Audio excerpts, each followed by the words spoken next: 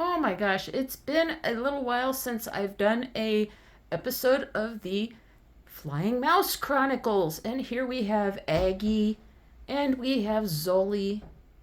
And I've had this little play stand for a little while, but they haven't been on it. I've had it in another part of the room. And today I've been putting different toys on the cage.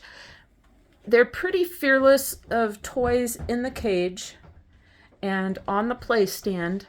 So I rearranged everything today, which has kind of rocked their world. It's been a couple, 3 weeks since I've done that. And then I posted in a group that they don't explore much. They don't do much. She's remained really skittish. I haven't worked with her as much as I should. I'll admit that. But for as much as I've gotten her on my finger every day, more than once, repeatedly through the day, and come in here, spent time around them, she's still just really bizarrely skittish, especially for as much as he pays attention to me up close, and he comes and eats from my hand, and he talks to me and gives me kisses and stuff. And he's starting to talk pretty good. He says a few things, but he's intensely listening to some new stuff, so we'll see what happens.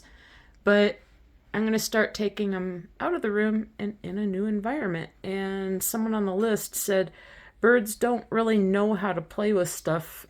He's learned how to play with toys in his cage. He can't figure out how to play with toys outside of his cage. So we're going to go to a new environment and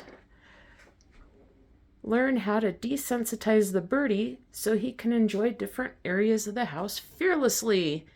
And I went to thrift store half price day today in the little kid section and found a whole bunch of little tiny kid toys in bags for almost nothing. So we bought a whole bunch of bags of toys that we can interchange out in a small area of my house.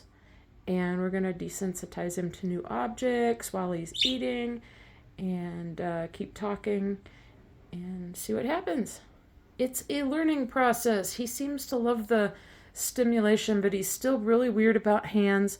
I finally figured out a way to work with him with hands, so he'll stop being so scared, hopefully.